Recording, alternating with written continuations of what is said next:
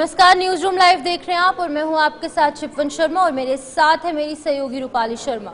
तो चलिए बिना किसी देरी के शुरुआत करेंगे इस खास प्रोग्राम की, लेकिन सबसे पहले नजर डालेंगे कुछ अहम खबरों पर।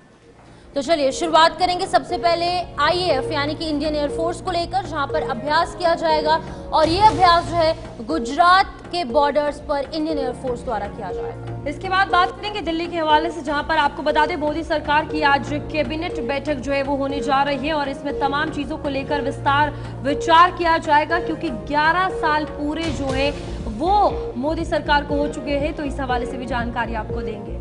बिल्कुल, अब बात करेंगे राहुल गांधी को लेकर, जहां पर कि राहुल गांधी ने एक ऐसा बयान दे दिया है जिसकी वजह से एक बार फिर से सियासत पूरे देश में गर्माती नजर आ रही है। उस हवाले से भी आपको अपडेट। इसके बाद आम आदमी पार्टी की बात करेंगे, जहां पर आपको बता दें कि आम आदमी पार्टी के नेताओं को समन जो है वो भेजा गया है और ये क्लासरूम कंस्ट्रक्शन का एक मामला है जिसके चलते ये समन भेजा गया है। क्या है कुछ होने वाला है, उस हवाले से भी आपको जानकारी देंगे। बिल्कुल, इसी बीच अब बात करेंगे ऑपरेशन गद्दार जो कि चलाया जा रहा है। लगातार कुछ ऐसे लोगों को पकड़ा जा रहा है जो इंडिया में बैठकर पाकिस्तान की जासूसी करते हैं। तो उस हवाले से भी एक बड़ी कामयाबी हासिल हुई है, वो भी आपको बताएं। लेकिन इससे पहले शुरुआत करेंगे इस वक्त की बड़ी खबर के साथ, जहां पर आपको बता दें कि आईएएफ ने नोटम जारी कर दिया है और ये बड़ी खबर जहां पर भारतीय वायुसेना ने ये नोटम जारी किया है। गुजरात बॉर्डर पर भारतीय वायुसेना अभ्यास करेगी और इसी बीच आपको बता दें कि भारत पाकिस्तान सीमा पर अभ्यास के लिए ये नोटम जारी हुआ है। तो 3:30 बजे से लेकर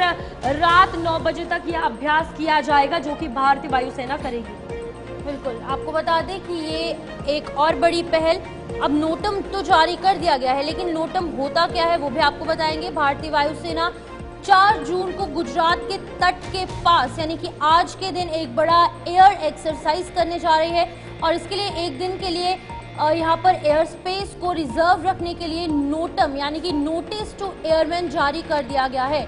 ये अभ्यास राजकोट के पास पाकिस्तान की पश्चिमी सेना के नजदीक अरब सागर के इलाके में किया जाएगा। तो आज का दिन काफी ज्यादा अहम। अब नोटम क्या होता है वो हमने आपको बताया कि नोटिस टू एयरमैन पहले से ही बताना पड़ता है कि आज जो है अभ्यास किया जाएगा और एक के बाद एक बड़े फैसले जो है वो लिए जा रहे हैं, क्योंकि अभी भी ऑपरेशन सिंदूर जो है वो जारी है, सस्पेंड किया गया है फिलहाल। लेकिन जब तक आतंकवाद खत्म नहीं होता तब तक ऑपरेशन सिंदूर भी नहीं खत्म होगा, लगातार जारी रहेगा। फिलहाल आपको बता दें कि वायुसेना का ये अभ्यास दोपहर 3:30 बजे से शुरू हो जाएगा, रात 9 बजे तक चलेगा और इस दौरान आसमान में जितने भी वायुसेना के फ्रंटलाइन फाइटर जेट्स हैं वो वहां पर प्रैक्टिस करेंगे। इसमें राफेल भी है और भारत पाकिस्तान सीमा पर ये नोटम का अभ्यास जो है वो किया जाना है। तो ओवरऑल आईएएफ यानी कि इंडियन एयरफोर्स ने इसको चलते ये इन्फॉर्मेशन जो है वो जारी कर दी है, नोटिस जो है वो जारी कर दिया गया है। तो आपको ये भी बताएंगे कि पहले नोटम कब हुआ था, क्या हुआ था, क्योंकि कुछ ही दिन पहले मॉक ड्रिल भी हुई। अब नोटम जारी हुआ है जिसे आईएएफ ने जारी किया है, तो इस हवाले से जानकारी आपको देते हैं।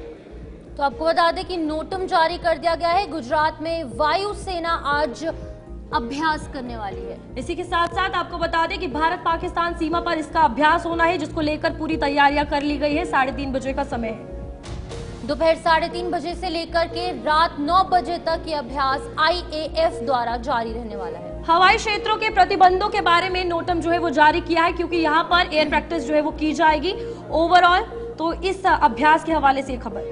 बिल्कुल, अभ्यास में राफेल, सुखोई 30 और साथ ही साथ जैगुआर जेट शामिल होंगे। इसके साथ साथ इसका उद्देश्य क्या है, मोटिव क्या है, भारतीय वायुसेना की युद्ध तत्परता को बढ़ाना, ताकि किसी भी अलार्मिंग और इमरजेंसी सिचुएशन में जो भारतीय वायुसेना है वो तैयार रहे।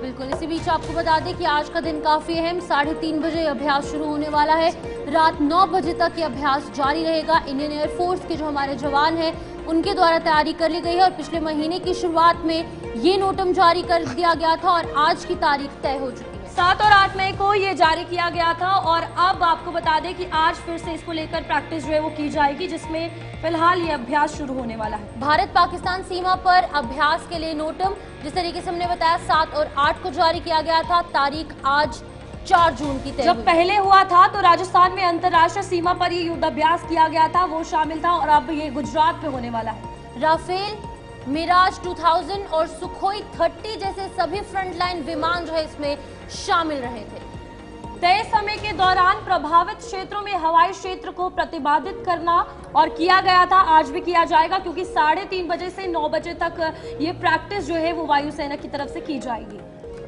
तो इस बीच आपको बता दें, ये बड़ी खबर है, जहां भारतीय वायुसेना ने नोटम जो है वो जारी कर दिया गया है। ओवरऑल डिफेंस के हवाले से अगर बात की जाए तो ऑपरेशन सिंदूर के बाद जो सिचुएशन बनी उसमें साफ तौर पर पता चला कि हमारी डिफेंस, हमारी सेना किस तरीके से पूरे तरीके से खरा उतरती है। और अब इस पर जानकारी लेंगे, हमारे साथ महिपाल सिंह, हमारे ब्यूरो चीफ जुड़ चुके हैं गुजरात से।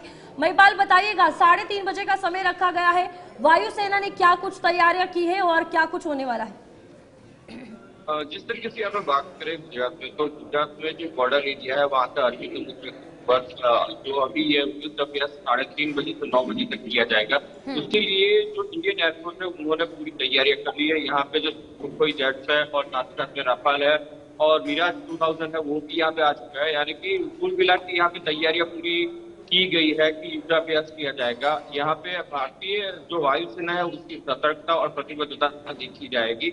और जैसे कि कभी भी यहाँ पे युद्ध जो अभी विराम नहीं हुआ है लेकिन अल्प विराम हुआ है, यानी कि कहीं न कहीं अभी युद्ध विराम की घोषणा नहीं है, तो तब कभी भी ऐसे अलर्ट रहते हैं तो कभी भी जरूरत पड़ सकती है। वैसे में युद्धाभ्यास बहुत ही महत्वपूर्ण रहेगा इंडियन एयरफोर्स के लिए। लेकिन यहाँ पर आपसे जानना चाहूंगी महिपाल, एक के बाद एक फैसले लिए जा रहे हैं। जैसे पहले जो है मॉक ड्रिल के लिए फैसला लिया गया, अब यहाँ पर आईएएफ के ट्रेनिंग के लिए, अभ्यास प्रैक्टिस के लिए बड़ा फैसला लिया गया।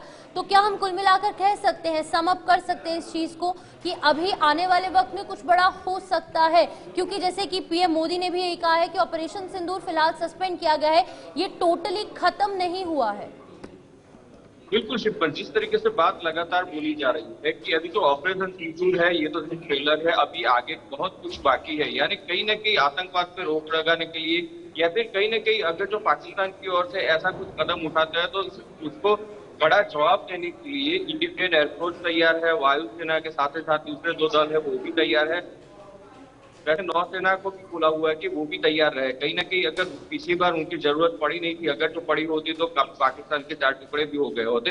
तो कहीं ना कहीं ये सारे जो स्टेटमेंट्स है ये बताते हैं कि अभी युद्ध अभी बाकी है, युद्ध अभी खत्म नहीं हुआ है, सिर्फ और सिर्फ विराम दिया गया है। विराम दूसरा कुछ नहीं है। यानी कहीं ना कहीं ये सारी की सारी तैयारियां जो है जो कुछ बड़ा होने का संकेत भी दे रही है। लेकिन कहीं ना कहीं ये तो आने वाले वक्त में ही हमें पता लग पाएगा कि ये कितनी बड़ी तैयारियां हो सकती है, या फिर कितना बड़ा कदम भी हो सकता है। महिपाल, यहाँ पर एक सवाल ये है कि जिस तरीके से हम वायुसेना की बात की जाए, भारतीय वायुसेना हमेशा एक परफेक्ट एग्जाम्पल रही है। जब भी ऐसी कोई सिचुएशन बनती है तो सबसे पहले एयरफोर्स जो है वो खड़ी होती है। और इसमें ये युद्धाभ्यास साफ तौर पर जिस तरीके से करवाया जा रहा है कि पहले तो वहां पर दौरे किए गए जब सिचुएशन नॉर्मल हुई, उसके बाद सराहा गया, अब सेना को वापस इसमें डालना, लोगों के साथ साथ सेना भी तैयार हो रही है। ओवरऑल जो उद्देश्य, जो रणनीति के साथ चल रही है हमारी फोर्सेस और हमारी सरकार मिलकर, क्या लगता है ये on ground perfect alarming situation के लिए है? बिल्कुल, इस तरीके से ये जो सारी तैयारियां है, ऑन ग्राउंड अलार्म सिस्टम जो है परफेक्ट तरीके से काम कर रहा है। उसके लिए अगर कहीं ना कहीं रिकॉर्ड है या फिर किसी को अलर्टनेस के चलते कुछ नुकसान ना हो, उसकी वजह से ये सारे जो कदम है उठाए जा रहे हैं। और एक के बाद एक ऐसे ऑपरेशन से यहाँ पे लगाया गया है कि लोगों की नागरिक जो है उसकी भी सतर्कता बढ़े, साथ ही साथ में जो एयरफोर्स है और वायुसेना है और जिस तरीके से आर्मी है उनकी भी सतर्कता बढ़े और वो लोग भी अलर्टनेस पे रहे। और कहीं ना कहीं जिस तरीके से जवाब पिछली बार दिया था उससे भी कड़ा जवाब दिया जाए, ये सारी जो बातें हैं यहाँ से निकल के बाहर आती है। ठीक है, बहुत बहुत शुक्रिया तमाम जानकारी देने के लिए। महिपाल सिंह यहाँ पर हमारे साथ गुजरात से ज्वाइन किए थे और उन्होंने तमाम चीज़ों को लेकर अपडेट किया। जैसे आज 3:30 बजे से लेकर रात को 9 बजे तक इंडियन एयरफोर्स जो है वो अभ्यास करने वाली है और बॉर्डर एरियाज पर यह अभ्यास जो है वो इंडियन एयरफोर्स द्वारा किया जाएगा, जिसको लेकर तैयारियां मुकम्मल कर ली गई। इसी बीच अब आगे बढ़ेंगे, जहाँ पर मोदी सरकार की बात की जाए तो आज अहम मीटिंग होने वाली है। दिल्ली में ये कैबिनेट बैठक होगी। ऑपरेशन सिंदूर के बाद कैबिनेट की ये पहली बैठक आज देखने को मिलेगी।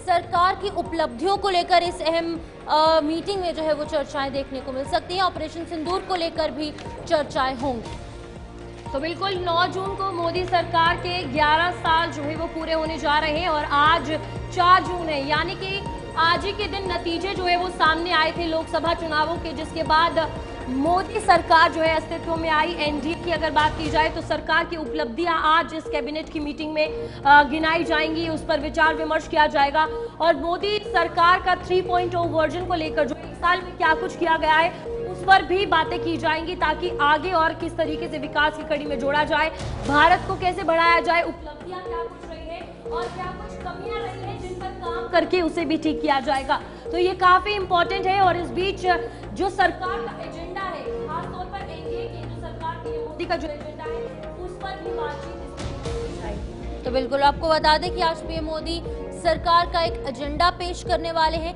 कैबिनेट सचिव साल भर का रिपोर्ट कार्ड भी पेश करेंगे, क्योंकि 11 साल पीएम मोदी के कार्यकाल को पूरे हुए हैं। पहले मोदी सरकार जो अस्तित्व में आई 2014 में, उसके बाद 2019 में एक बार फिर से दूसरी बार सरकार बनी और 2024 में मोदी 3.0 भारत में आया। लेकिन 11 साल पूरा होने पर क्या कुछ उपलब्धियां हैं, क्या कुछ उपलब्धियां हैं और क्या कुछ चीजें देखने को मिलती हैं, कैसे जो तमाम चीजें हैं वो धरातल पर उतारी जाती हैं, स्कीम्स लागू की जाती हैं, स्कीम्स का इम्प्लीमेंटेशन होता है, लोगों को फायदा होता है या फिर नहीं, कौन गद्दारी करता है, कौन जो है वो सही ढंग से चीजों को ग्राउंड लेवल पर इम्प्लीमेंट करता है, लोगों को कितना फायदा होता है, लोग कितने खुश हैं, एक एक चीज करके जो रिपोर्ट कार्ड है वो पेश किया जाएगा। लेकिन आपको बता दें कि इस बैठक में मोदी सरकार के तीसरे कार्यकाल के पहले साल की उपलब्धियों को और आतंकवाद पर प्रहार के लिए चलाए गए सैन्य अभियान यानी कि ऑपरेशन सिंदूर के प्रचार प्रसार का ताना बाना बुना जाएगा। मोदी सरकार के तीसरे कार्यकाल की ये दूसरी और पहलगाम आतंकी हमले के बाद मंत्रिपरिषद की ये पहली बैठक होगी। बैठक में पीएम के संबोधन के साथ कैबिनेट सचिव सरकार की उपलब्धियों को और साथ ही साथ विदेश मंत्री एस जयशंकर ऑपरेशन सिंदूर पर प्रस्तुतियां देने वाले हैं।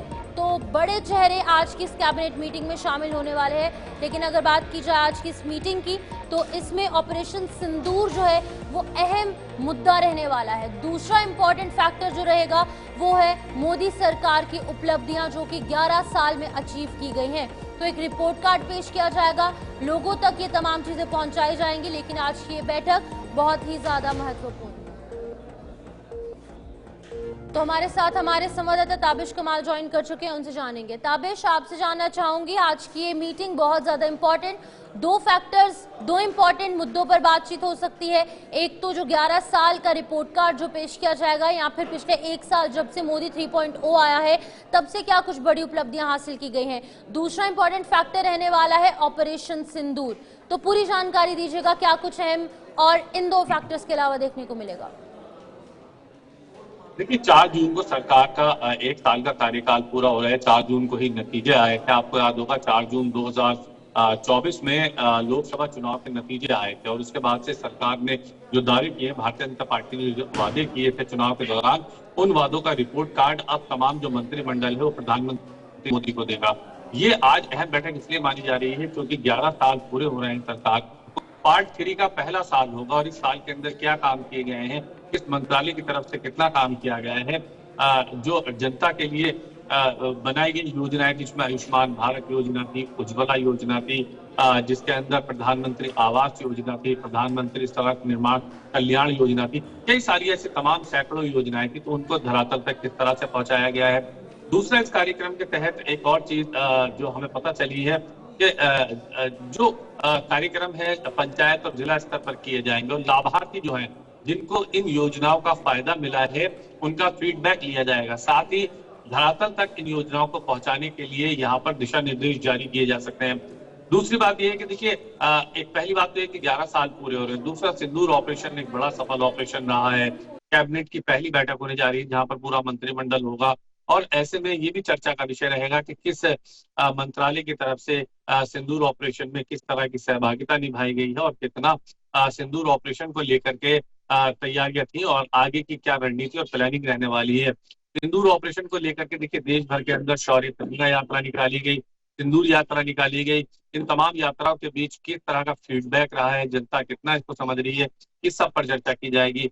तीसरी सबसे अहम बात यह है कि 10 साल योगा दिवस के पूरे होने जा रहे हैं। 21 जून को हर साल योग भी मनाया जाता है और ऐसे में इस बार 10 साल पूरे होने वाले हैं। तो इन 10 सालों में अंतर्राष्ट्रीय स्तर पर योग की पहचान भारत से बनी है और ऐसे में भारत ने अंतर्राष्ट्रीय स्तर तक जहां योग को पहुंचाया है तो अब इसको लेकर के भी विस्तार पूर्वक चर्चा की जाएगी कि योगा डे किस तरह से सेलिब्रेट करना है। योग को लेकर के जो दुनिया भर में जो योग को लेकर के लोग जुड़े हैं उस योग पर चर्चा की जाएगी। तीसरा अहम बात यह है कि देखिए इमरजेंसी के पूरे 50 साल पूरे होने जा रहे हैं। जिस वक्त इंदिरा गांधी तत्कालीन इंदिरा गांधी प्रधानमंत्री थी तो देश के अंदर इमरजेंसी लगाई गई थी। लोकतंत्र गला घोटो अभियान के नाम से ये एक पूरा अभियान भारतीय जनता पार्टी की तरफ से चलाया जाएगा। लोकतंत्र की हत्या वो उस पर भी चर्चा की जा सकती है। साथ ही भारतीय जनता पार्टी के सांसदों की ड्यूटी लगाई जा सकती है जिसमें तमाम सांसदों को ये दिशा निर्देश दिए जाएंगे कि केंद्र सरकार के तमाम जो काम है वो जनता तक डायरेक्ट पहुंचाया जाए। उसके अलावा इन तमाम कामों पर भी ध्यान रखा जाए। सबसे अहम बात यह कि 2026 के अंत और 26 की शुरुआत में कई राज्यों के अंदर विधानसभा के चुनाव होने हैं। ऐसे में इन राज्यों के अंदर योजनाओं को कितना अमली जामा पहनाया गया है, क्या इन राज्यों को इन योजनाओं का फायदा मिला है, उनके लाभार्थी क्या कहते हैं, तमाम ये चीजें हैं जिन पर पूरी तरह से आज चर्चा की जाएगी। और इस तरफ हमें लगता है कि पूरा का पूरा मंत्रिमंडल विस्तार से बातचीत करता हुआ नजर आएगा। रूपाली, सवाल ये है कि जिस तरीके से आज ये बैठक होनी है, 9 जून को जो कार्यक्रम रखे गए हैं उसमें ये भी कहा जा रहा है कि कांग्रेस को भी हर उन सवालों के जवाब मोदी सरकार देगी जो वो लगातार करते हुए आए हैं। तो इसमें क्या लगता है किस तरीके से तब चीजें देखने को मिल सकती है, क्योंकि सेलिब्रेशन अलग चीज है, अलग तरीके से की जाएगी, लेकिन इस बीच ये एक मेन पॉइंट सामने आया है कि हर एक बात का जवाब दिया जाएगा जो कांग्रेस केंद्र सरकार से चाहती है। देखिए संपूर्ण विपक्ष, अगर पूरे विपक्ष की बात कर ली जाए, इंडिया गठबंधन की बात की जाए तो पूरा इंडिया गठबंधन एक साल को लेकर के सरकार से कई सवाल कर रहा है। खासतौर से चूंकि कांग्रेस मुख्य विपक्षी दल है तो कांग्रेस पार्टी के सवाल पिछले 11 सालों के कार्यकाल का खाका कांग्रेस पार्टी अब जनता के बीच लेकर के जाएगी।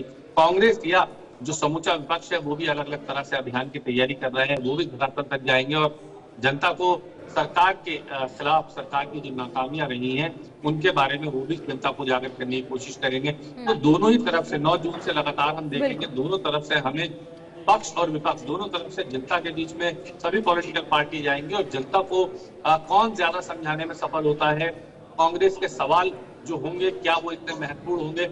दूसरी बात ये भी है चूंकि कांग्रेस जो सवाल कर रही है सरकार उनके लिए कितना तैयार है, विपक्ष जो सवाल कर रहा है उसके लिए सरकार कितना तैयार है, ये सब अहम मुद्दे हैं जिन पर चर्चा हमेशा से भारतीय जनता पार्टी करती रही है और आज मंत्रिपरिषद में भी देखने के लिए मिल सकता है। ठीक है ताबिश, बहुत बहुत शुक्रिया तमाम जानकारी देने के लिए। तो यहाँ पर इंपॉर्टेंट कैबिनेट मीटिंग जो है वो आज होने वाली है और इसमें 2 फैक्टर्स को लेकर बात होगी। एक, मोदी सरकार की उपलब्धियां जो 11 साल में है, खासतौर पर पिछले 1 साल में जो मोदी सरकार द्वारा किया गया है मोदी 3.0 आने के बाद। दूसरा अहम फैक्टर रहने वाला है ऑपरेशन सिंदूर। एक एक कर तमाम उन सवालों के जवाब दिए जाएंगे जो विपक्ष चाहता है और एक पूरा रिपोर्ट कार्ड जो है वो पेश किया जाएगा। इसी बीच अब आगे बढ़ जाएंगे, अब बात होगी पीएम मोदी के जम्मू कश्मीर दौरे को लेकर। तो पीएम के आगमन पर तैयारियां जो है वो जम्मू में तेज हो चुकी है। 6 जून को पीएम मोदी का कटरा दौरा देखने को मिलेगा जहां पर वो हरी झंडी दिखाएंगे कटरा टू कश्मीर ट्रेन को, और एक सपना जो साकार होने जा रहा है Kashmir to Kanyakumari rail connectivity को लेकर, वो काफी ज्यादा अहम देखने को मिलेगा। और 6 जून यानी कि आज से ठीक 2 दिन बाद जम्मू कश्मीर पहुंचेंगे पीएम मोदी। बिल्कुल, आपको बता दें कि इसको लेकर तैयारियां जो है वो पूरी कर ली गई है और 6 जून को पीएम मोदी का कटरा का दौरा है, यानी कि आज से ठीक 1 दिन के बाद 6 जून को पीएम मोदी जो है वो कटरा आएंगे और इस बीच तैयारियां इस हवाले से तेज है। अब देखिए ये इसलिए महत्वपूर्ण भी है क्योंकि ये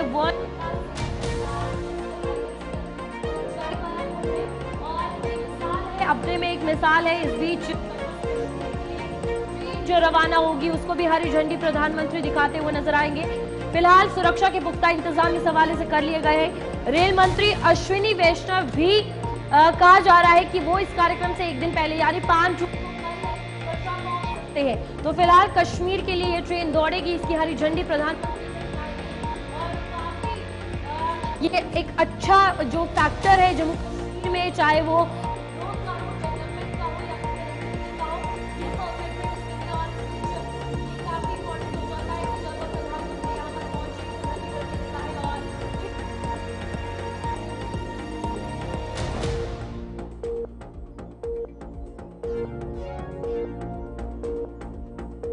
आपको बता दूं कि पीएम के आगमन पर तैयारियां तेज हो चुकी हैं। जम्मू से श्रीनगर के बीच में वंदे भारत ट्रेन चलाकर प्रधानमंत्री इस लाइन को समर्पित करेंगे और इसके बाद सफर में कई घंटों के समय की बचत होने वाली है। रेलवे अधिकारियों के अनुसार कटरा से श्रीनगर तक का जो सफर है अब केवल 3 घंटे में हो जाएगा, जबकि सड़क मार्ग जो बाय रोड है वो यात्रा 6 से 7 घंटे में पूरी होती है। लेकिन अब ये सफर जो है आधा हो जाएगा और ये टाइम भी जो है वो आधा हो जाएगा। तो लोगों को काफी ज्यादा फायदा इस वंदे भारत ट्रेन का होने वाला है, क्योंकि स्पेशली डिजाइंड ये ट्रेन रहेगी, इंटरनली हीटेड रहेगी। सभी जो पैसेंजर्स इसके अंदर बैठेंगे, जो लोग बैठेंगे, उनको काफी ज्यादा सहूलियत जो है इस ट्रेन के द्वारा मिलेगी। हालांकि प्रधानमंत्री नरेंद्र मोदी कटरा से जम्मू श्रीनगर वंदे भारत ट्रेन को 19 अप्रैल को हरी झंडी दिखाने वाले थे, लेकिन अब 6 जून को ये दौरा प्रस्तावित है। कश्मीर के लिए ट्रेन दौड़ने वाली है, क्या कुछ विशेषताएं हैं वो आपको बताएंगे। 6 जून को पीएम मोदी का जम्मू कश्मीर दौरा देखने को मिलेगा और इस दौरे के लिए काफी ज्यादा तैयारियां जो है पूरे जम्मू और कश्मीर में देखने को मिल रही है। हालांकि पीएम मोदी जो है वो सिर्फ कटरा पहुंचने वाले हैं। ये कार्यक्रम का आयोजन कटरा के अंदर होगा, जहां पर सबसे ऊंचे ब्रिज को जो है वो यहाँ पर इनॉग्रेट किया जाएगा और इस ट्रेन को हरी झंडी दिखाई जाएगी। वंदे भारत एक्सप्रेस ये ट्रेन रहने वाली है, बहुत ही सही ढंग से इसे डिजाइन किया गया है। कटरा से कश्मीर के लिए वंदे भारत ट्रेन जो है वो दौड़ने वाली है, तो कहीं ना कहीं समय जो है आधा लगेगा। जनसभा को भी पीएम मोदी इस दौरान संबोधित करेंगे। स्टेडियम के अंदर एक कार्यक्रम का आयोजन किया जाएगा।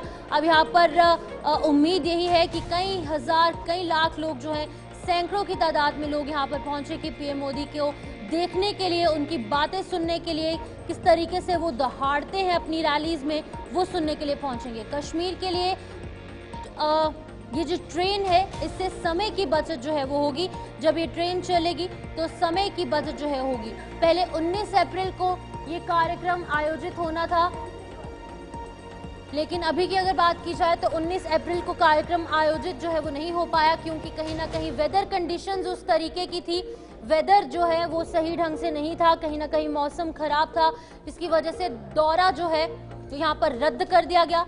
उसके बाद भी ये दौरा हो सकता था, लेकिन अभी की अगर बात की जाए तो परियोजनाओं में कुल 119 किलोमीटर की 38 सुरंगें जो है वो बनाई गई हैं। तो एक इंफ्रास्ट्रक्चर जो है बहुत ही सही ढंग से बनाया गया है। 12.75 किलोमीटर की लंबी ये सुरंग रहने वाली है। T49 देश की सबसे लंबी टनल जो है वो यहाँ पर रहने वाली है।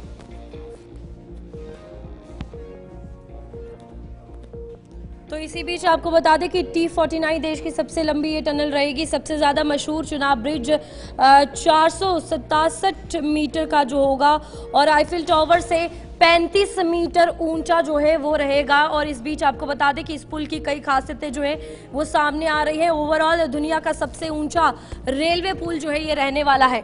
तो फिलहाल इसको लेकर तैयारियां जो है वो पूरी हो चुकी है, क्योंकि प्रधानमंत्री नरेंद्र मोदी जो है यहाँ पर आ रहे हैं और 6 जून को प्रधानमंत्री नरेंद्र मोदी का कटरा का ये दौरा है बेहद खास, और हरी झंडी वो दिखाएंगे ट्रेन को, जहाँ पर तमाम तैयारियां इस हवाले से कर ली गई है। तो अभी सोहन कोहली हमारे संवाददाता कटरा से हमारे साथ जुड़ चुके हैं। सोहन, बताइएगा कटरा में क्या कुछ तैयारियां इस हवाले से की गई है, क्योंकि प्रधानमंत्री फाइनली इसका उद्घाटन करने हरी झंडी दिखाने आ रहे हैं। जी बिल्कुल, मैं आपको बता दूं कि प्रधानमंत्री नरेंद्र मोदी जी और 6 जून को जो कटरा पहुंचेंगे, उसके बाद उससे पहले जो है वो देश का जो सबसे बड़ा हाईएस्ट ब्रिज है, स्कूली बच्चों के साथ वो बातचीत करते करते रेल ब्रिज पे जाएंगे। उसके बाद जो है कटरा रेलवे स्टेशन पे आएंगे। उसके बाद जो है एक रैली का आयोजन किया जाएगा। रैली करते हुए ये स्टेडियम पहुंचेंगे। स्टेडियम पहुंचने के बाद वहां पे जो जनसभा एक रैली होगी, वहां पे उसके बाद लोगों से बात करेंगे। मगर उससे पहले जो मैं आपको बता दूं कि कल यानी कि कल 5 जून को रेल मंत्री अश्विनी वैभव जी अपने अधिकारियों को जायजा लेने के लिए कटरा पहुंच रहे हैं। किस तरह से तैयारी है उसको लेके रेल मंत्री कल कटरा पहुंच रहे हैं। मगर सबसे बड़ी बात है कि कटरा की बात करूं तो श्रद्धालु भी काफी ज्यादा खुश है और लोग हैं जम्मू कश्मीर का जो सपना जो पूरा होने जा रहा है, काफी ज्यादा लोग खुश है। क्योंकि पहले जो जाते थे कश्मीर जाते थे, लगभग अगर कोई वेदर खराब हो जाता है या कोई तकनीकी खराबी के कारण 10 से 12 घंटे कश्मीर पहुंचने को लग जाते थे। मगर अब जो है रेल के द्वारा यहाँ पे श्रद्धालु जो है 3 से 4 घंटे में कश्मीर पहुंच सकेंगे।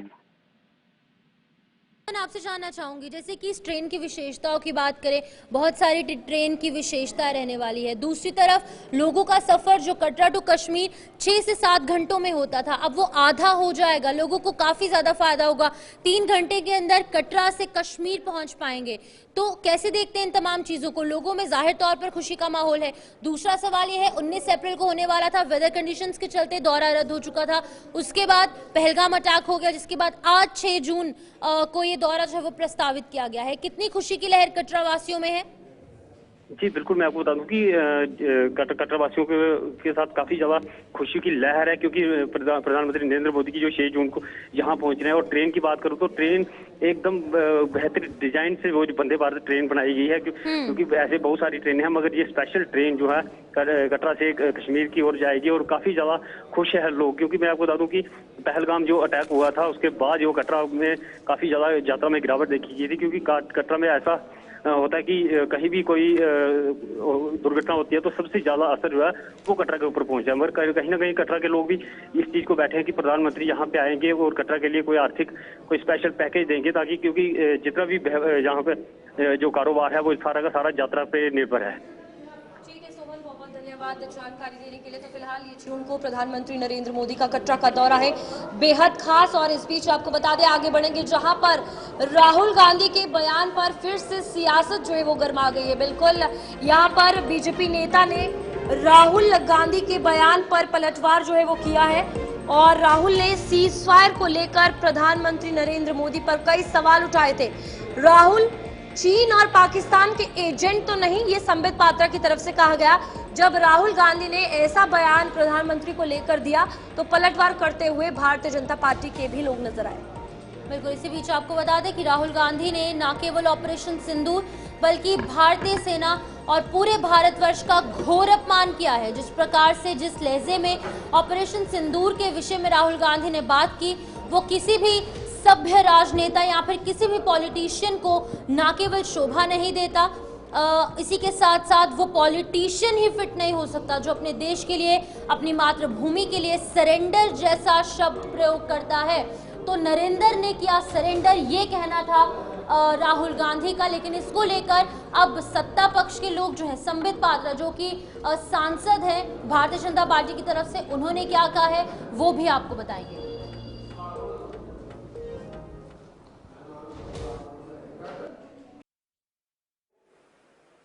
अब मैं अच्छी तरह जानता हूं,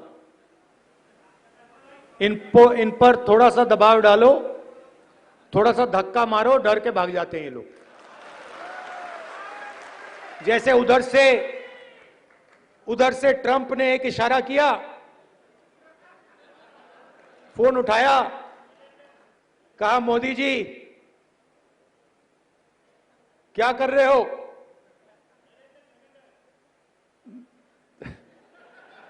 नरेंद्र सरेंडर, और जी हजूर करके नरेंद्र मोदी जी ने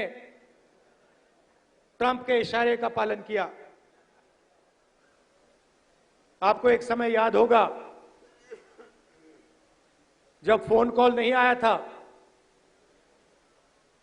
7th फ्लीट आई थी, 71 की लड़ाई में 7th फ्लीट आई थी, हथियार आए थे, एयरक्राफ्ट कैरियर आया था। इंदिरा गांधी जी ने कहा मुझे जो करना है मैं करूंगी।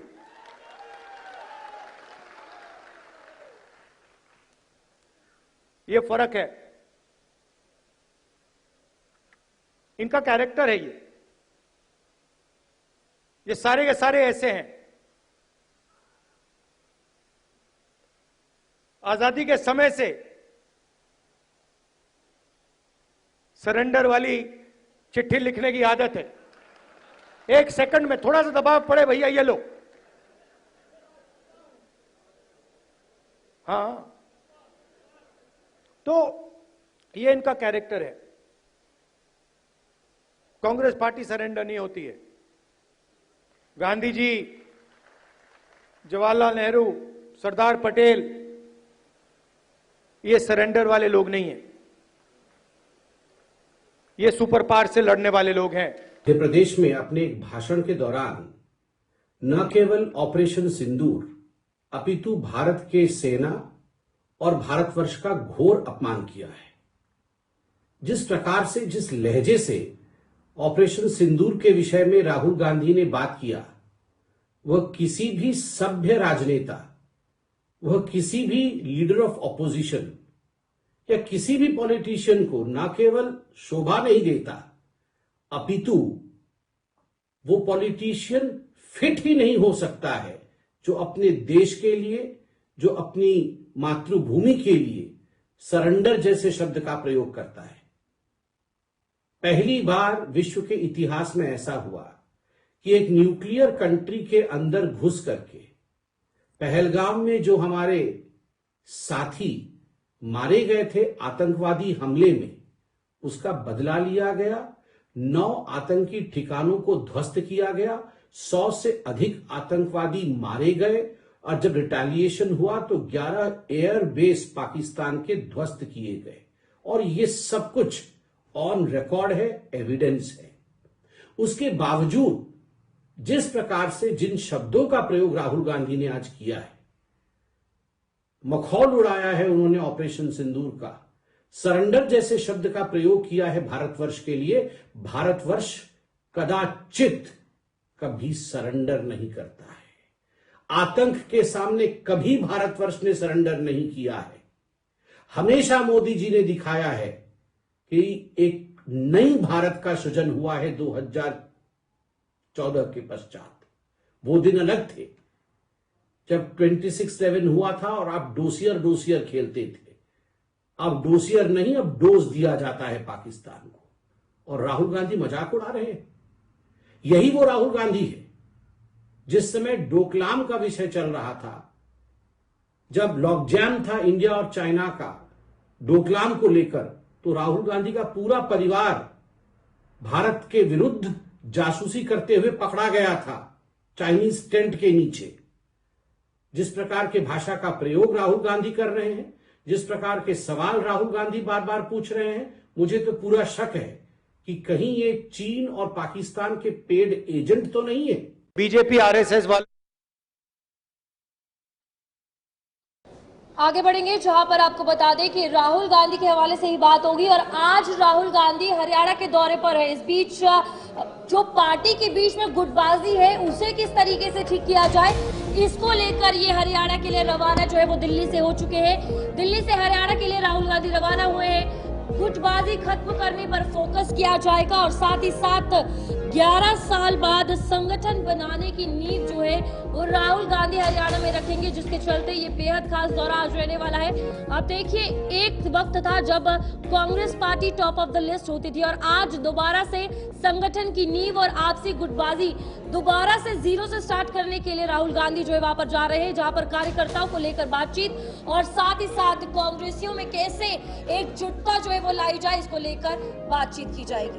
तो बिल्कुल आज राहुल गांधी जो है हरियाणा पहुंचने वाले हैं और कांग्रेसियों को जो है एकजुटता का पाठ पढ़ाया जाएगा इस दौरान, क्योंकि गुटबाजी जो है वो लगातार हो रही है। इसी बीच में आपको ये भी बता दें कि हरियाणा में कांग्रेस पार्टी मजबूत करने में कांग्रेस पार्टी के जो मेन जो फेस है वो कहीं ना कहीं जुड़ चुके हैं। संदीप गोयल हमारे साथ, हमारे संवाददाता ज्वाइन हो चुके हैं। संदीप, आपसे जानना चाहूंगी, हरियाणा के अंदर आज राहुल गांधी पहुंचने वाले हैं, कहीं ना कहीं हरियाणा के अंदर जो कांग्रेस की एक नींव है, जो एक बेस है, वो कहीं ना कहीं डगमगाता नजर आ रहा है, ऑलमोस्ट डगमगा चुका है। क्योंकि जब विधानसभा के चुनाव के नतीजे आए थे तो उसमें साफ हो चुका था कि कांग्रेस जो है कहीं स्टैंड नहीं करती। अब वापस से अस्तित्व को वापस लाने के लिए, रिवाइव करने के लिए राहुल गांधी पहुंच रहे हरियाणा में। देखिए, बहुत महत्वपूर्ण बैठक इसको माना जा रहा है। 11 साल बाद कांग्रेस अब हरियाणा में संगठन को मजबूत करने के लिए बैठक करने वाली है। राहुल गांधी चंडीगढ़ पहुंच रहे हैं। 11:15 का समय रखा गया था, लेकिन अभी कुछ ही देर बाद जो है राहुल गांधी चंडीगढ़ पहुंचेंगे और सबसे पहले कांग्रेस के जो बड़े लीडर हैं उनके साथ बैठक करेंगे और ये सुनिश्चित करने का काम करेंगे कि आखिर कैसे कांग्रेस को अब हरियाणा में मजबूती दी जा सके, कैसे संगठन को और ज्यादा बढ़ाया जा सके और जो पद हैं उनको कैसे बांटा जा सके। इसके लिए जिला अध्यक्षों की नियुक्ति भी होना जो है तय माना जा रहा है। लेकिन उसमें सबसे बड़ी बात जो राहुल गांधी लेकर चल रहे हैं वो गुजरात मॉडल को लेकर चल रहे हैं, जिसमें ये कहा जा रहा है कि अगर 50 साल से नीचे का ही जो है जिला अध्यक्ष चुना जाएगा। अगर 50 साल से अधिक की कोई उम्र का अप्लाई करता है तो फिर उसको जो है राहुल गांधी के पर ही जो है उनको खरा उतरना पड़ेगा। राहुल गांधी ही उस पे जो है हस्तक्षेप कर सकते हैं।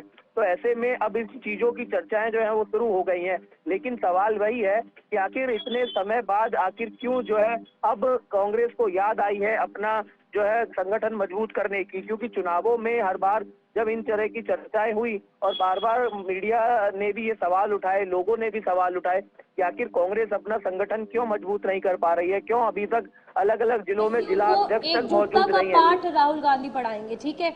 यहाँ पर ऑलरेडी जिस तरीके से रोड मैप को लेकर बात कही जा रही है, संगठन को मजबूत करने की बात कही जा रही है, लेकिन गुटबाजी से पहले तो बात ये भी आएगी कि नींव रखने जाएंगे तो क्या पता उसमें लड़ाई हो जाए कांग्रेसियों के बीच। देखिए, बिल्कुल ये कहा जा सकता है कि संगठन की बैठक में कोई ऐसी स्थिति ना हो कि वहां पर मनमुटाव की स्थिति हो, क्योंकि हमने ये तमाम चीजें कांग्रेस की बैठकों में देखी है। पिछले लोकसभा चुनावों की अगर मैं बात करता हूं तो सीट बंटवारे को लेकर कांग्रेस में बहुत ज्यादा खींचतान की स्थिति देखने को मिली थी, जहां हुड्डा ग्रुप बार बार अपने उम्मीदवार अपने चहेतों को टिकट दिलवाने के होड़ में था, तो वहीं शैलजा ग्रुप के भी उम्मीदवार लगातार दिल्ली पहुंच रहे थे, डेरा डाले हुए थे। राहुल गांधी से मुलाकात हो या फिर सोनिया गांधी से, अलग अलग खींचतान की स्थिति थी। वही स्थिति विधानसभा चुनावों में भी देखने को मिली, जब अपने अपने चहेतों को दोनों गुट टिकट दिलाने की होड़ में लगे हुए थे, और वही वजह थी। ठीक है संदीप, बहुत बहुत शुक्रिया तमाम जानकारी देने के लिए। तो इसी बीच अब आगे बढ़ जाएंगे, बात अब होगी पंजाब के हवाले से, जहां पर एक और यूट्यूबर को धर दबोचा गया है। जासूसी केस में कार्रवाई तेज कर दी गई है और इस यूट्यूबर का नाम जसबीर सिंह है और अब इसे गिरफ्तार कर लिया गया है। पाकिस्तान के लिए जासूसी करने के आरोप इस पर है, पूछताछ की जाएगी, क्या कुछ साफ होगा वो भी आपको बताएंगे। लेकिन अब ये जो इंडियन एयरफोर्स है या फिर इंडियन आर्मी है, जो हमारी यहाँ की सिक्योरिटी एजेंसीज है, उनको लेकर कुछ स्पेसिफिक इंफॉर्मेशन पाकिस्तान तक पहुंचाई जाती थी, जिसके आरोप में अब यूट्यूबर जसबीर सिंह को गिरफ्तार कर लिया गया है। बिल्कुल, यहाँ पर आपको बता दें कि स्टेट स्पेशल ऑपरेशन सेल ने ये भी कहा है कि ये जसबीर सिंह से जुड़े कई जासूसी नेटवर्क का पता लगाया गया है। और इस बीच जसबीर सिंह, जो कि जान महल नाम का एक यूट्यूब चैनल चलाता था, उसे ये देखने को मिला कि पाकिस्तान की जासूसी जो है वो कर रहा था। पाकिस्तान नेशनल डे कार्यक्रम में शामिल भी हुआ था जसबीर। 2020, 21 और 24 में पाकिस्तान भी गया। तो ओवरऑल यहाँ यूट्यूबर जसबीर सिंह को गिरफ्तार कर लिया गया है और जासूसी करने का आरोप लगा है। इस पर इन्वेस्टिगेशन होगी। इन्वेस्टिगेशन के बाद तमाम दस्तावेज और जितने भी सुराग मिले हैं वो खंगाले जाएंगे। उसके बाद ही पता लगेगा कि आखिरकार क्या कुछ इन मददगारों के साथ किया जाना है, क्योंकि पहलगाम अटैक और ऑपरेशन सिंदूर, इन दोनों के बाद ऑलरेडी हर एक जगह देश में ये देखने को मिल रहा है कि तमाम ऐसे नेटवर्क को ध्वस्त करने की कोशिश की जा रही है, चाहे वो पाकिस्तान के जासूस हो या फिर स्लीपर सेल्स हो। तो बिल्कुल आपको बता दें कि जसबीर सिंह को PIO शाकिर उर्फ जट रंधावा से जुड़ा पाया गया है, जो कि एक आतंक समर्थित जासूसी नेटवर्क का हिस्सा है। उसने हरियाणा स्थित यूट्यूबर ज्योति मल्होत्रा, जो कि ऑलरेडी जासूसी के लिए गिरफ्तार की गई है, और पाकिस्तानी जो नागरिक हैं, जो वहाँ के सिटीजन्स हैं, और पाकिस्तान हाई कमीशन के निष्कासित अधिकारी एहसान उर रहीम उर्फ दानिश के साथ भी घनिष्ठ संपर्क जो है वो रखे थे। और जब ये संपर्क जो है वो सामने आए, जिसकी वजह से जो है एक एक कर तमाम बातें सामने आई, तो एक और यूट्यूबर गिरफ्तार हुआ है, जसबीर सिंह इसका नाम है, ज्योति मल्होत्रा, जिनका कि यहाँ पर जो यूट्यूब चैनल है ट्रैवल विद जो नाम का था, और इसका जो यूट्यूब का चैनल है जान महल नाम का। अब इन दोनों को जो गिरफ्तार किया गया है, सिर्फ आम लोग ही नहीं, बड़े बड़े यूट्यूबर्स और एक CRPF के जवान को भी कहीं ना कहीं गिरफ्तार किया गया था। रूपाली, ये भूलना बिल्कुल भी लाजमी नहीं होगा, क्योंकि हमारे देश के अंदर जो लोग रह रहे हैं, नमक यहाँ का खा रहे हैं, लेकिन गुणगान पाकिस्तान का कर रहे हैं। बिल्कुल, इसी के चलते कल भी जम्मू कश्मीर में कर्मचारी जो है वो निलंबित किए गए थे। और अब आपको बता दें कि चाहे वो पंजाब में हो, हरियाणा में हो या फिर देश के किसी भी कोने में हो, वो बख्शा नहीं जाएगा, क्योंकि ये पाकिस्तान के मददगार हैं और इसी के चलते ये हरकतें कभी भी बर्दाश्त भारत में रहते हुए नहीं की जाएंगी। आगे बढ़ेंगे, जहां पर आम आदमी पार्टी को लेकर बात होगी, और आपको बता दें कि ACB ने समन जो है वो भेजा है। और आम आदमी पार्टी का ये आपको बता दें कि स्कूलों में क्लासरूम कंस्ट्रक्शन से जुड़ा पूरा मामला है, ओवरऑल मनीष सिसोदिया, सत्येंद्र जैन को ये समन भेजा गया है।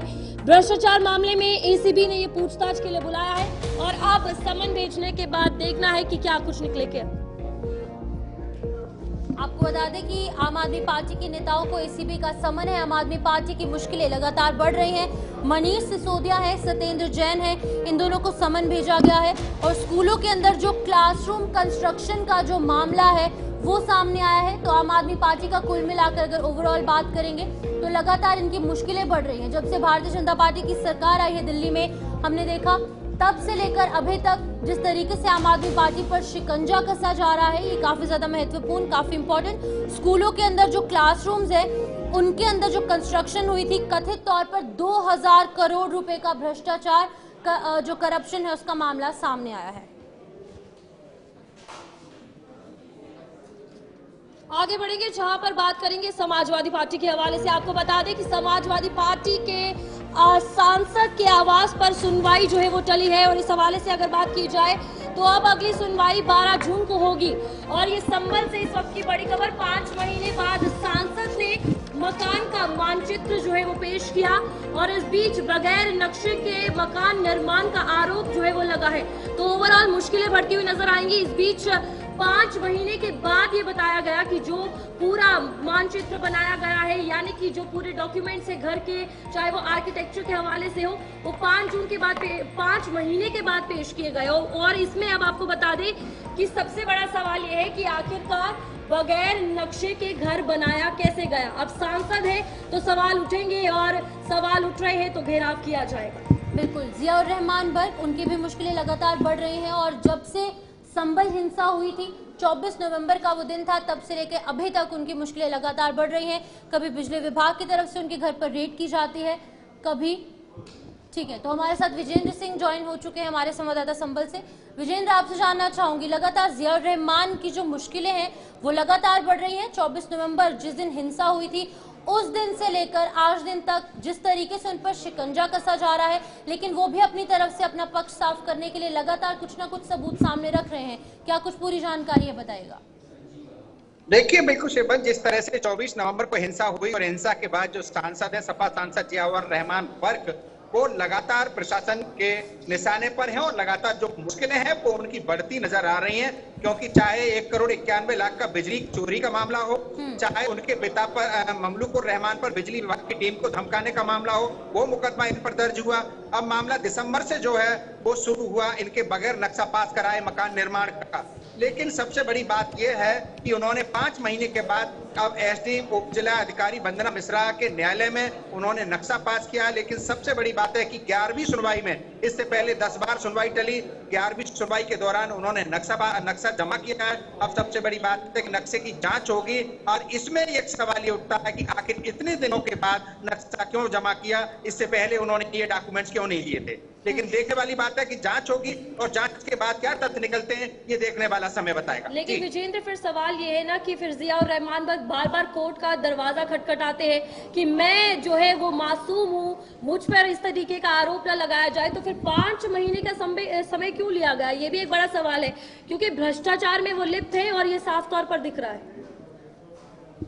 देखिए, बिल्कुल कहीं ना कहीं एक बहुत बड़ा सवाल उन पर बनता भी है और वो समाजवादी पार्टी के सांसद हैं और जब से वो निर्वाचित हुए हैं उसके थोड़े दिन बाद ही मुश्किलें उनकी जो है पीछे लग गई हैं और मुश्किलें उनकी घटने का नाम नहीं ले रही हैं। क्योंकि सबसे बड़ा मामला है कि अगर समाजवादी के सांसद और देश की सबसे बड़ी पार्लियामेंट है उसके सदस्य हैं, वो सांसद हैं, तो ऐसे में अगर वो निर्माण करा रहे हैं तो विनियमित क्षेत्र में नक्शा पास कराना जरूरी हो जाता है। एक जिम्मेदारी होती है एक अच्छे नागरिक की और ये कानून जानने वाले व्यक्ति की बेहतर जिम्मेदारी होती है। नहीं जानता है तो उसको ये कह सकते हैं कि नहीं जानता, लेकिन वो पार्लियामेंट के सदस्य हैं और पार्लियामेंट में जीत कर गए हैं तो वो ये जानते होंगे। लेकिन सबसे बड़ा सवाल यह है कि इतने दिन ये भ्रष्टाचार की सूची में ही आता है अगर इस तरह से उन्होंने नक्शा पास नहीं कराया निर्माण का। लेकिन सबसे बड़ी बात यह है कि 5 महीने के बाद उन्होंने नक्शा जमा किया है। लेकिन सबसे बड़ी बात यह और है कि उनके पिता ने कुछ दिन पहले ये कहा था कि जुर्माना लगाकर इस मामले को रफा दफा कर दिया जाए। जब मानचित्र और नक्शा उनके पास था तो उन्होंने ये क्यों कहा कोर्ट में, ये देखने वाली बात होगी, अब इसकी जांच भी होगी। जी बिल्कुल विजेंद्र, लेकिन एक बात ये भी है कि ब्लूप्रिंट जो है वो पेश कर दिया गया है, मानचित्र 5 महीने लगा करके उन्होंने पेश किया, लेकिन अब जब ये कोर्ट में पेश होगा, इसको लेकर आगे की कार्रवाई होगी, सुनवाई होगी, तो आगे की जो पूरी प्रोसीडिंग्स है वो किस तरीके से देखने को मिलेगी, इसको लेकर से आगे का पक्ष रखा जाएगा। देखिए, कहीं ना कहीं कानूनी दाव पेच को खेलते आ रहे हैं। प्रशासन भी अपनी पूरी तरफ से कोई कसर नहीं छोड़ रहा है। लगातार प्रशासन कार्रवाई के मूड में है और कार्रवाई करता आ रहा है, लेकिन जहां सांसद हो, सांसद के पिता हो, वो लगातार कानूनी दाव पेच खेल रहे हैं। और दाव पेच के चलते उन्होंने डीएम जो डॉक्टर राजेंद्र पैसिया, उनके न्यायालय में अपील की थी कि इसमें जो सांसद है उनके नाम ये प्रॉपर्टी नहीं है, इसमें मुझे वादी बनाया जाए, और उसको डीएम न्यायालय से वो खारिज कर दी गई। लेकिन अब ये मानचित्र जब दाखिल किया गया, तमाम जानकारी देने के लिए विजेंद्र सिंह यहाँ पर अपडेट कर रहे थे किस तरीके से यहाँ पर संभल के अंदर जो जिया रहमान बर्क हैं, जो कि सपा के सांसद हैं, उन पर लगातार शिकंजा कसा जा रहा है, लेकिन वो अपना पक्ष साफ करने के लिए किस तरीके से बार बार कोर्ट का दरवाजा खटखटा रहे हैं, ये काफी ज्यादा अहम। इसी बीच बात उत्तर प्रदेश के मुजफ्फरनगर की होगी, जहां पर की अवैध खनन जो है वो लगातार जारी है, और ये पहला मामला नहीं है। इस तरीके से इलीगल माइनिंग के जो केसेस हैं लगातार सामने आ रहे हैं, और रात के अंधेरे में अवैध खनन का खेल जारी है। अब यहाँ पर सवाल किस पर उठाया जाए, सरकार पर या फिर कानून व्यवस्था पर सबसे बड़ी बात यह है कि सरकार के दिशा निर्देशों का खुलेआम जो उल्लंघन है वो किया जा रहा है। अधिकारियों की कार्यशैली पर भी इसके चलते सवाल उठ रहा है। जहां पर उत्तर प्रदेश की अगर बात की जाए तो अवैध मिट्टी खनन को लेकर शरेआम धज्जियां जो है वो उड़ रही है। एडमिनिस्ट्रेशन की नाक के तले आप देखिए किस तरीके से ये खनन माफिया जो है अवैध तरीके से मिट्टी जो है वो चुरा रहे हैं। और ओवरऑल आपको बता दें कि बड़े बड़े डंपर जो है वो ओवरलोड किए जा रहे हैं। और सवाल ये है कि जब किए जाते हैं तब देखा क्यों नहीं जाता, और उसके बाद जब सवाल प्रशासन पे उठते हैं तो सब थोप इसलिए दिया जाता है जो भू माफिया है, खनन माफिया है, कि यहाँ पर बड़े बड़े लोग इनसे मिले हुए हैं। भगत सिंह हमारे संवाददाता मुजफ्फरनगर से हमारे साथ जुड़ चुके हैं। भगत, बताइएगा क्या लगता है किस तरीके से ये जो खनन माफिया, भू माफिया या मिट्टी माफिया देखने को मिलता है, इनके हौसले जिस तरीके से बुलंद हो रहे हैं, कारण क्या है?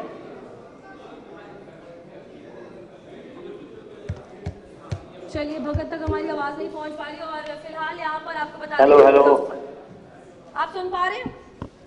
हेलो सुन पा रहे हैं। भगत, बताइएगा ये जो खनन माफिया है, भू माफिया है या मिट्टी माफिया की बात की जाए, आखिरकार सवाल ये है कि इनके हौसले जो बुलंद हो रहे हैं उस पर सवाल उठाने वाला कोई क्यों नहीं है?